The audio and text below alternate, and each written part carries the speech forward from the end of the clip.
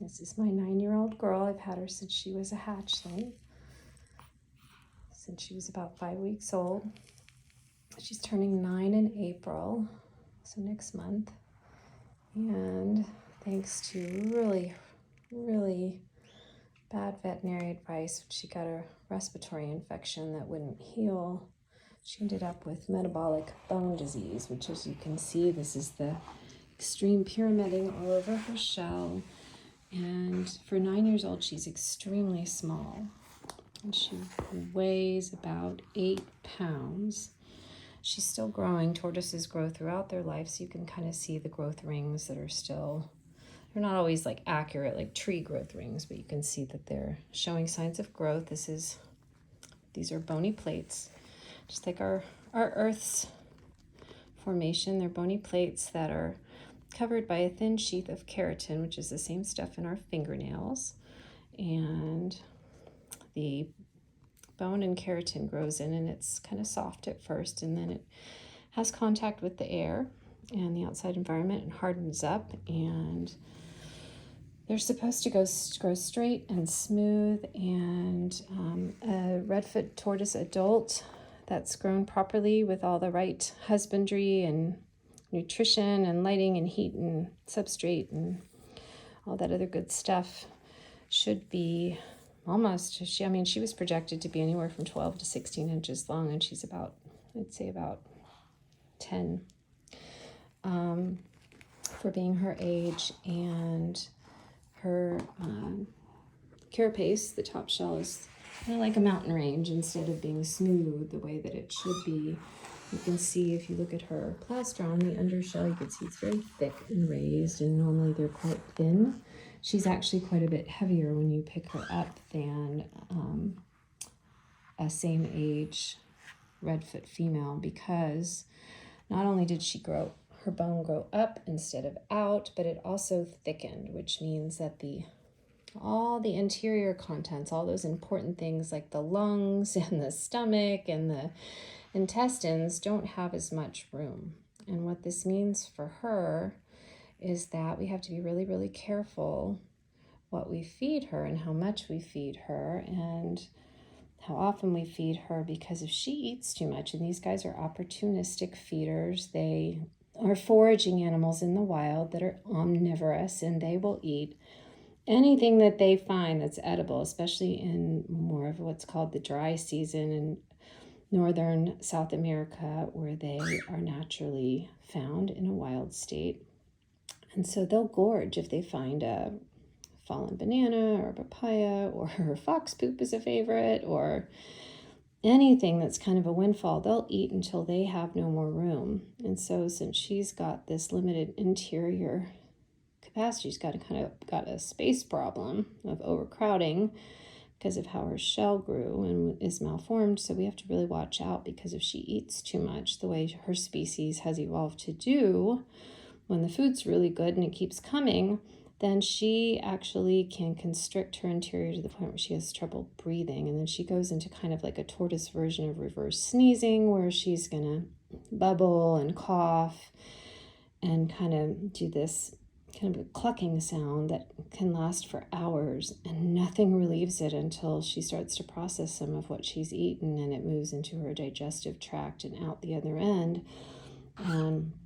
So, each animal who has a serious lifelong health condition like metabolic bone disease is going to need a highly individualized treatment plan. Literally, her veterinary team and I have been in contact for years, sometimes very close contact, and her treatment plan is unlike that of any other animal that they work with.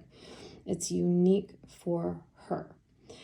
And so one of the reasons we want to try essential oils is because she tends to have a chronic runny nose, not the same as runny nose syndrome, which is a different kind of an issue, but she tends to, just because of the nature of how her body has grown and how everything works inside, she tends to kind of get dehydrated even more easily than your average healthy redfoot would. And so her eyes are watering and her nostrils will bubble, and you'll see her bubble at the mouth. When she was little, that was always a sign to go and soak her.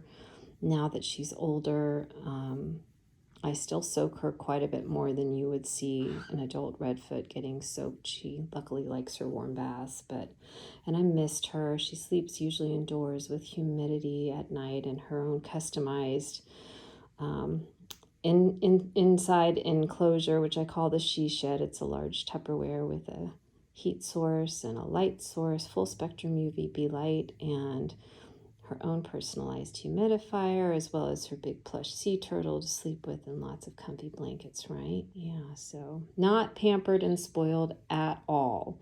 So what we're doing now with essential oils is we're just seeing if we can offer her a little extra immune system boost, some respiratory healing, and some of the calming of the internal stress that is constantly present. It's just chronic.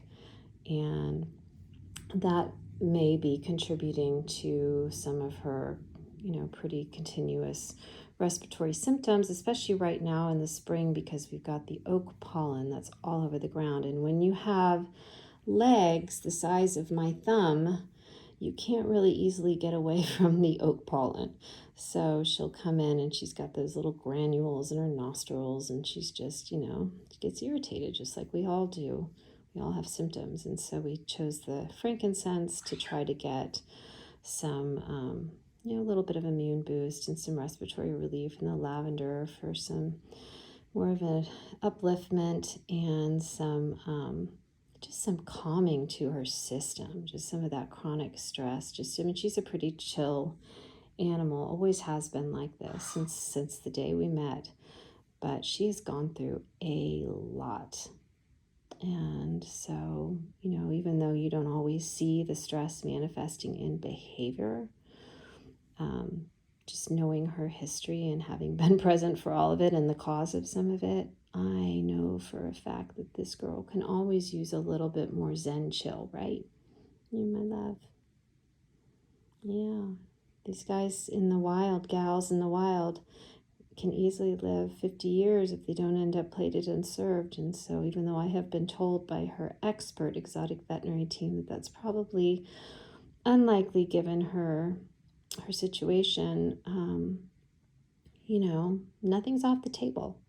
And we're really going for quality over quantity. I say that now, of course, I'm going to just be all about quantity if her time comes, but quality is paramount. And she is, even though she's going to carry this diagnosis with her for life of metabolic bone disease and, the pre-existing history of tortoise pneumonia and upper respiratory tract infection or runny nose syndrome, and sinusitis and rhinitis, which she's had, she's really been blessed with very few other problems other than being naturally adventurous. And she has on more than one occasion ended up bitten by a dog when she's figured out creative ways to escape from some of her outdoor enclosures that I've set up for her, which means I'm not a very good craftsman, and she's a very, very talented, very skilled escape artist.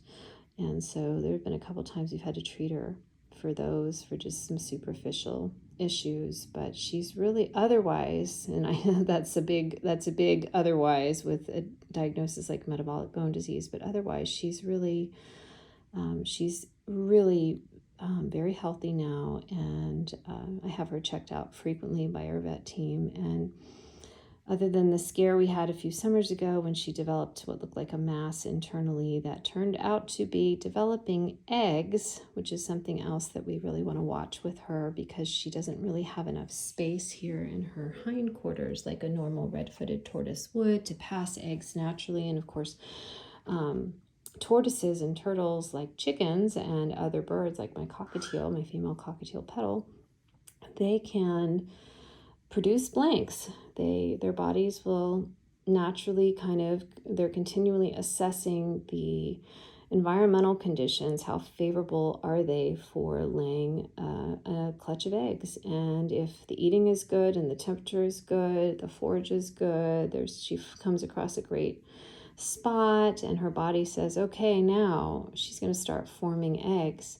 The other fun, interesting fact about tortoises and turtles is they can store the sperm of a male mate partner for up to 4 years in some cases. And so that means they really can wait until conditions are absolutely optimal, biologically and environmentally speaking, before they drop a clutch. And so this is something we always have to be on our guard about with her, because whether she ends up,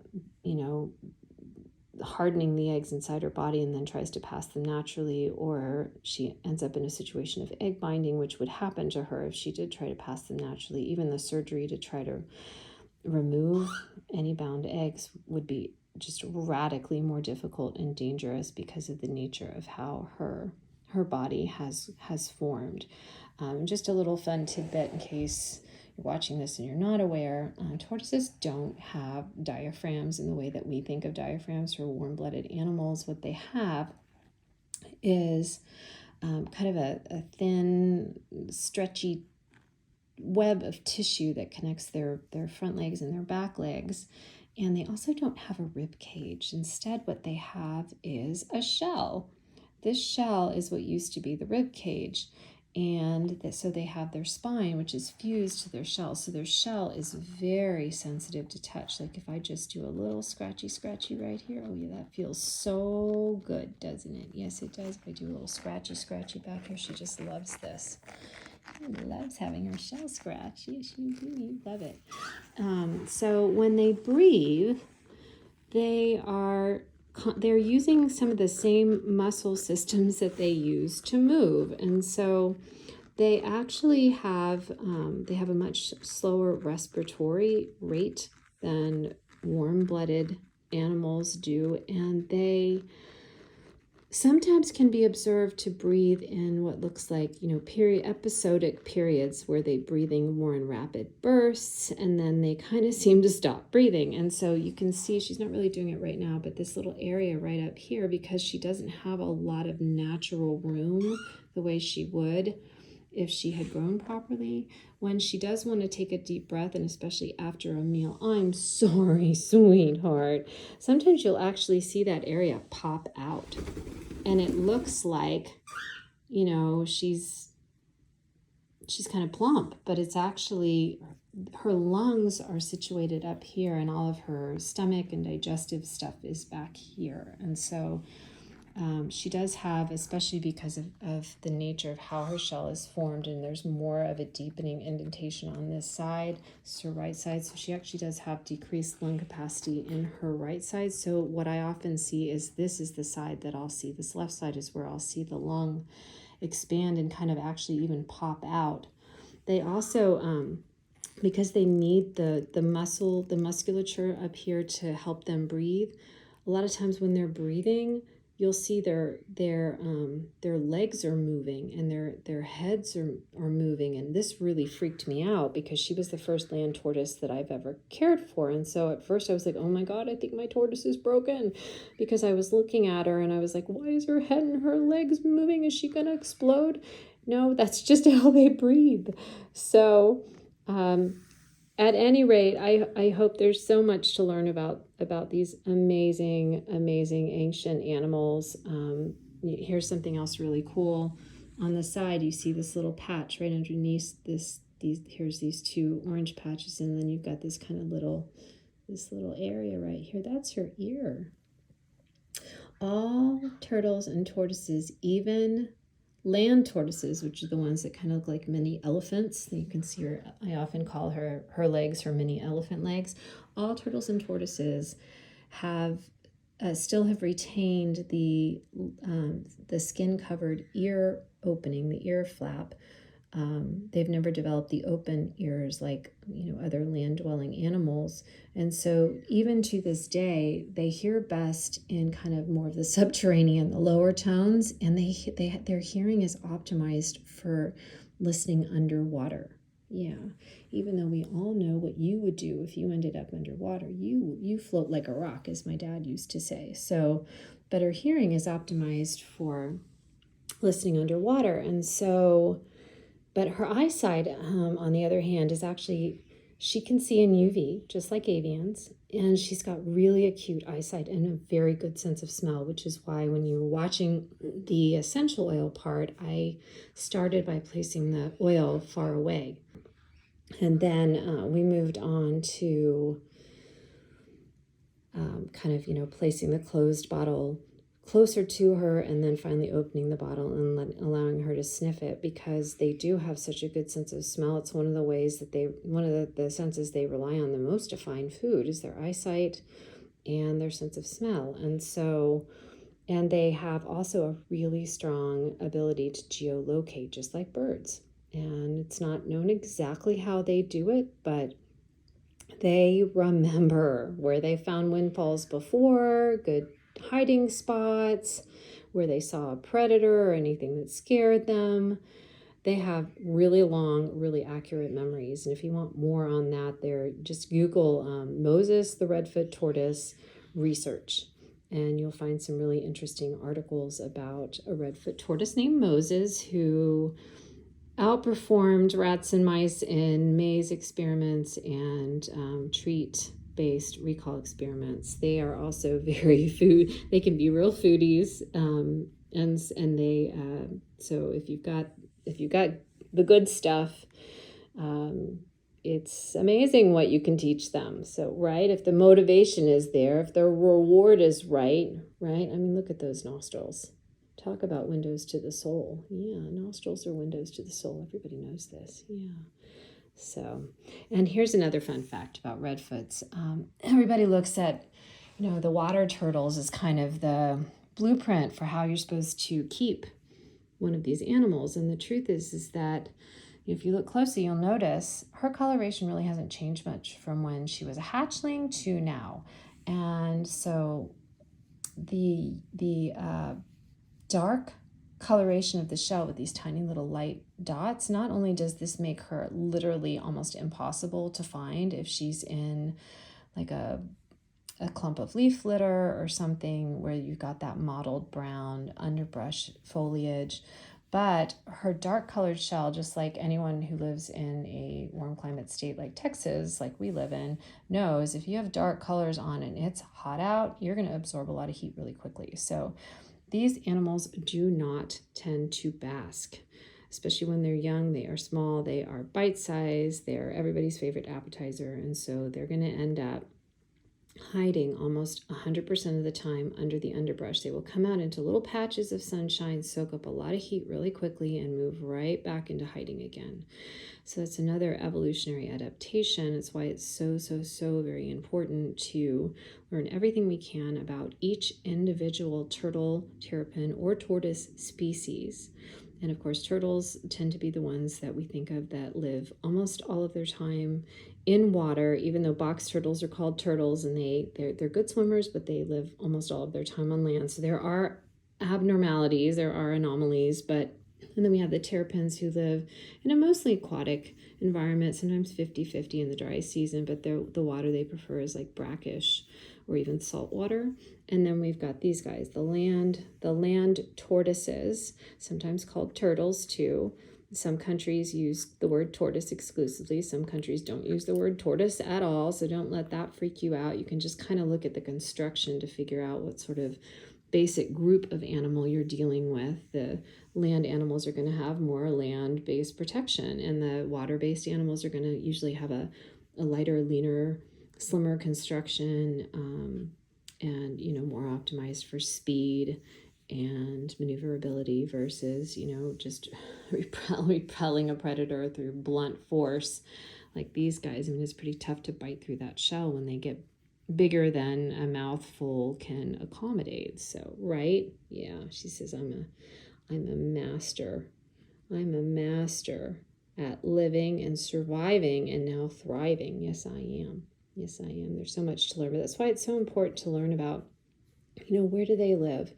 What kind of native plants and herbs and grasses and fruits and vegetables and leaf matter and protein. She's an omnivore.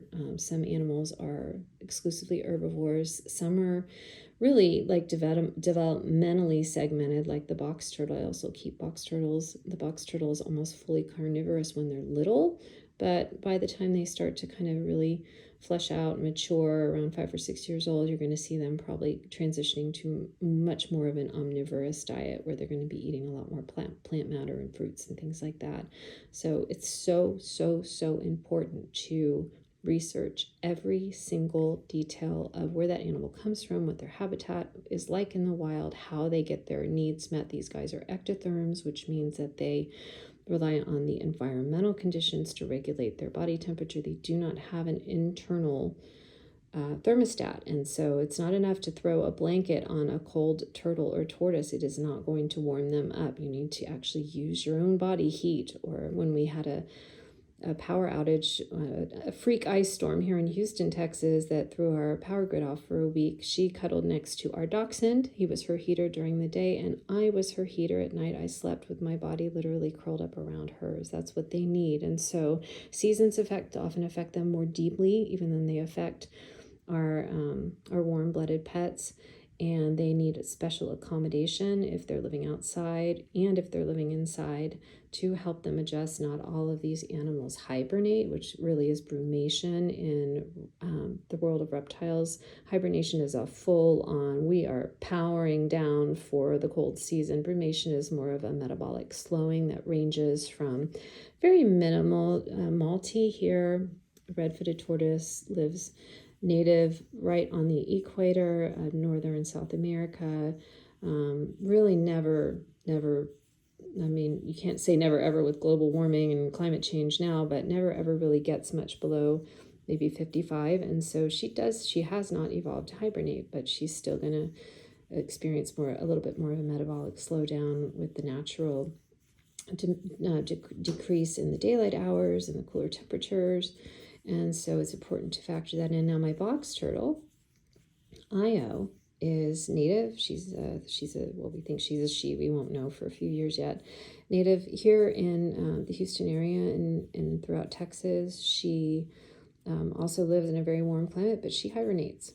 And she hibernated right in her first year for 4 straight months. And so really brumated, which means they just kind of dial their body down into a deep, what we call a torpor. And my other box turtle, Bruce, at one point in time, when it got really cold during that same week-long hard freeze, I thought he had died and rushed him to the emergency room, and it turned out he had just dialed down his heartbeat to such a slow rate that it was really hard to even detect. And they had to warm him up very gradually for hours and hours to make sure that it was done safely and revive him. And he probably would have come out of it naturally on his own if I had let matters be, but I wasn't experienced enough and wasn't taking any chances. And luckily we have an incredible exotic and avian veterinary team here in Houston at Gulf Coast. So that's just some fun facts about turtles and tortoises. I am always happy to hear from anyone who needs a little pointer or guidance or has questions. If I don't know, I'm probably going to know how to at least get started locating the information that is needed. And so this is my Malti girl, and that's my petal over there.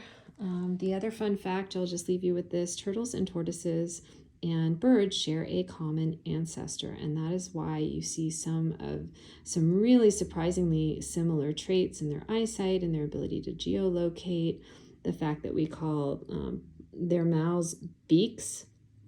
In fact, there are a few bird species that have teeth, and turtles and tortoises do not.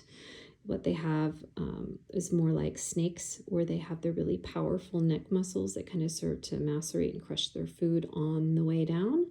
They have, because they're ectothermic, cold-blooded is not really that accurate because their blood is just as warm as ours, but the way that they warm it is very different. And so they tend to have a longer digestive and elimination cycle and can often do well on a lower quality diet in terms of like eating grasses maybe instead of eating like a steak, and also just less of it, especially during the cooler seasons of the years. So, and that's also why it's so important that every mouthful counts, and that it's not overly rich for their needs, because They have evolved. These guys survived the Big Bang asteroid disaster that killed off the dinosaurs and all the so many of the warm-blooded species. These guys survived.